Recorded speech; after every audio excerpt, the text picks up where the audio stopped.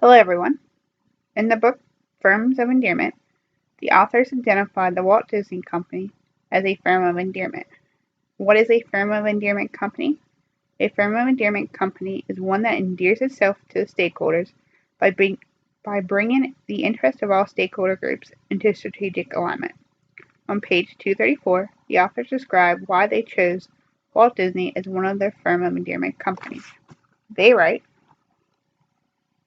Disney's basic core purpose is to make people happy.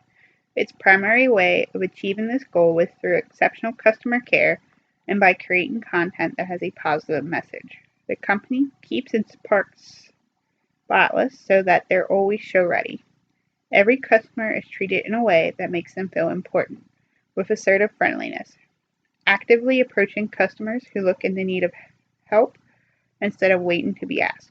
Its unique organizational culture is focused on 4 values: innovation, organizational support, education, and environment. Every new park employee is sent to the Disney Institute, which is well known for educating people about how to deliver exceptional service. This kind of investment in its employees pays off both in terms of the level of service provided and the feeling of community and pride inspired in its employees. The paragraph from our authors is just a small example of the ways the Walt Disney Company demonstrates characteristics of a firm of endearment company. Through this presentation, I will further detail Disney's firm of endearment behavior. But first, a little history on the Walt Disney Company.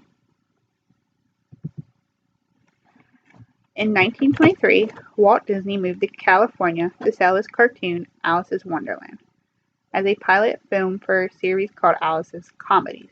Walt Disney was successful in receiving a contract for the film, resulting in the formation of the Disney Brothers Cartoon Studio on October 16, 1923. Walt founded the company with his brother Roy Disney, who insisted the company's name be changed to Walt Disney Studios. For many years, the Walt Disney Company's primary focus was on creating short cartoons including the Alice Comedies, Oswald the Lucky Rabbit, and everyone's favorite mouse Mickey. The company would not enter into animated feature films until the late 1930s with the release of Snow White and the Seven Dwarfs. Due to the great success of the company's film ventures, Walt Disney decided to add another branch to the company. Disneyland opened its gates for the first time on July 17, 1955. This would be the first of 6 Walt Disney Company theme parks. Though with the 60s brought an end of an era for the company, with the death of its founder, Walt Disney, on December 15, 1966. Although it was the end of an era, the company continued to follow the dreams of its founders for many years after his death, including the opening of the much larger Walt Disney World on October 1, 1971. This park was much larger than the original theme park in California, and included hotels, campgrounds, golf courses, and shopping centers, in addition to the theme park. The first foreign theme park was opened April 15, 1983 in Tokyo. During that same year, Walt Disney Company also launched the Disney Channel, and a year later they added another label, Touchstone Pictures, to their company to appeal to a much older audience. In 1966, Disney acquired Capital Cities/ABC. This acquisition was the second largest in U.S. history, with $19 billion exchanged. As a result of the acquisition, Disney was the new owner of a television network, 10 TV stations, 21 radio stations, 7 newspapers, and ownership positions in 4 cable networks. Over the years, the company has dabbled in several unusual business ventures, including owning both an NHL and MLB team for a brief period of time. They were granted ownership of the NHL team, the Mighty Ducks of Anaheim, in 1993 and acquired the MLB team, the California Angels, in 1999. Today, the Walt Disney Company's operations are divided into 4 divisions: Media Networks, Parks and Resorts, Studio Entertainment, and Disney consumer product and interactive media. The current slide shows the many logos of the Disney subsidiaries. Disney media networks are divided into two divisions. Disney /ABC Television Group and ESPN Inc. The company owns the Disney Channel, ABC, Freeform, and ESPN. The Walt Disney Company Parks and Resort Division includes the company's 6 theme parks in California, Florida, Tokyo, Paris, Hong Kong, and Shanghai, a cruise line, a vacation club, and a resort in Hawaii. The Studio Entertainment Division brings movies, music, and stage plays to audiences around the world. In addition to the Walt Disney Studio, they also own Pixar Animation Studios, Marvel Studios, Lucasfilm, among others. The final division, Disney Consumer Products and Interactive Media, brings to life the Disney stories and characters in toys, apps, apparel, books, and games. Throughout the course of the text, our authors have identified many traits and characteristics of a firm of endearment company. In Chapter 10, they compiled a list of the 7 traits that are unique to the firm of endearment companies. The firm of endearment companies challenge industry dogma, create value by aligning stakeholder interests, are willing to break traditional trade-offs, operate with a long-term perspective rather than a short-term. They favor organic growth over growing by mergers and acquisitions. They blend work and play, and they reject traditional marketing models. The Walt Disney Company excels at many of these traits, but the most prevalent of all these traits is Disney's ability to align stakeholder interests. The foundation of a firm of endearment company is the alignment of the stakeholder interests. There are 5 major stakeholders of today's corporations, including society, partners, investors, customers, and employees.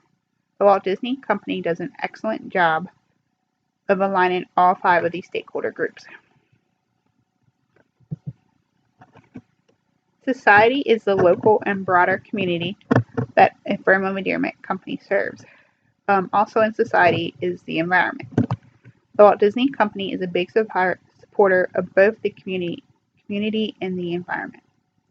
Each year, Disney completes an annual citizen report that details the company's performance on their commitment to acting responsibly and inspiring others to do the same.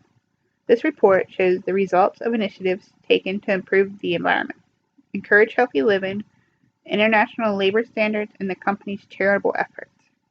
In this year's report, CFO Christine McCarthy outlines the company's mission by stating that, at the Walt Disney Company, we believe that conducting our business responsibly, creating our products in an ethical manner, reducing our environmental footprint, promoting the well-being of kids and families, and inspiring others to protect our planet are essential components of what makes Disney a great company. In the fiscal year 2016, Disney set 12 targets, completing 7 and having the remaining 5 on the right track. The following are examples of the 4 targets that they have set. Environmentally, Disney has taken actions to reduce emissions, waste, and water. The company's target was to reduce emission by 50% from their 2012 levels before 2020, divert 60% of their waste from landfills and incineration by 2020, and maintain potable water consumption at 2013 levels at all existing locations, and developing water conservation plans for new sites by 2018. At the time of the citizen report, these targets were still in progress. On the current slide, it shows how Disney did this past fiscal year. Emissions were reduced by 37% from 2012 levels. They diverted 45% of waste from landfills, and potable water consumption was a little bit higher, with 7.15 billion gallons.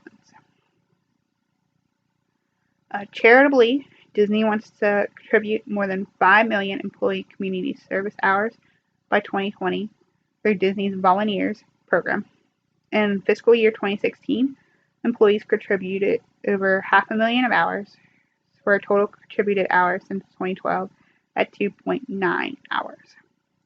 In addition to these initiatives aligning stakeholder interests, They are also concurrent with the trait of operating with a long-term perspective. At the Walt Disney Company, they believe that citizenship is a long-term investment that benefits us today and has the potential for an even greater impact in the decades to come.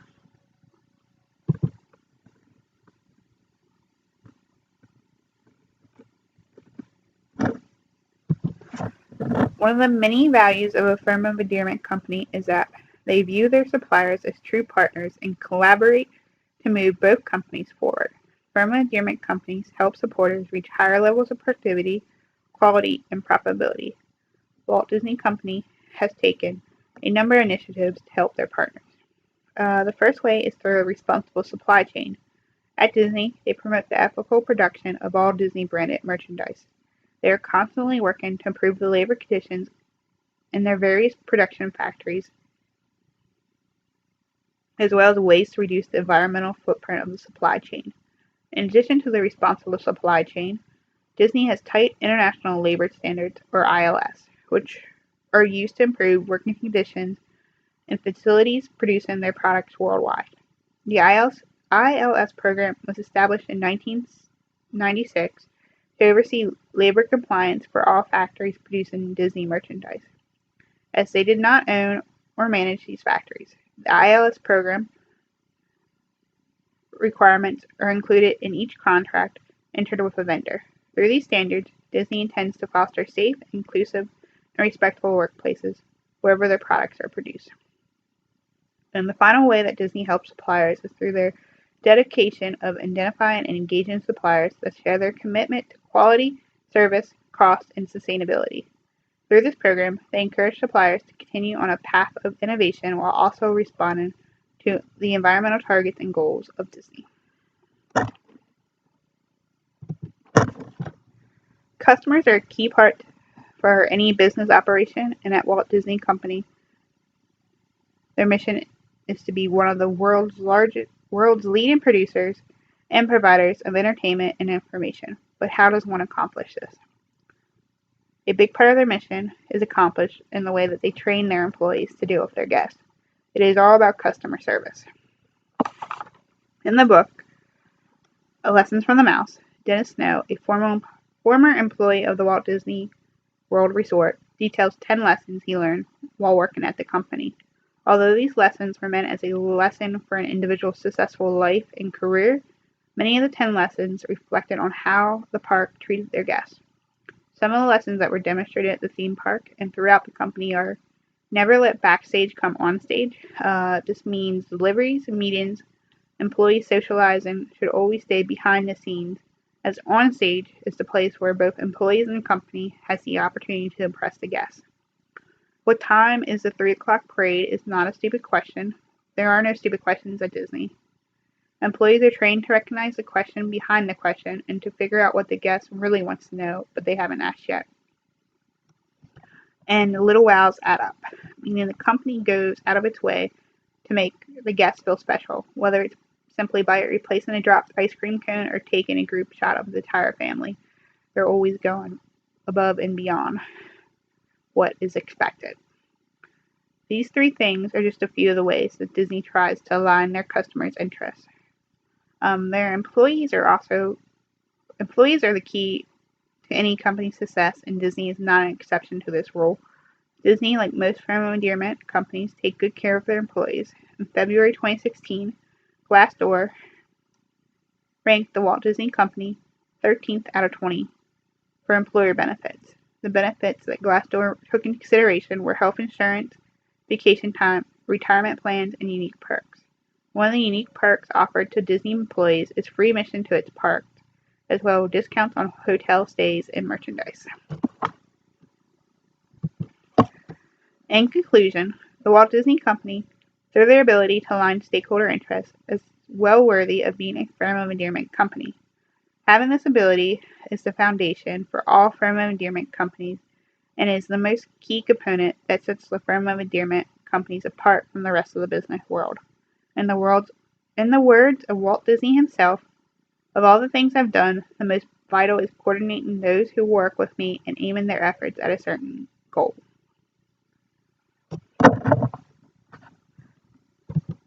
This slide shows all my sources. Thank you for your time.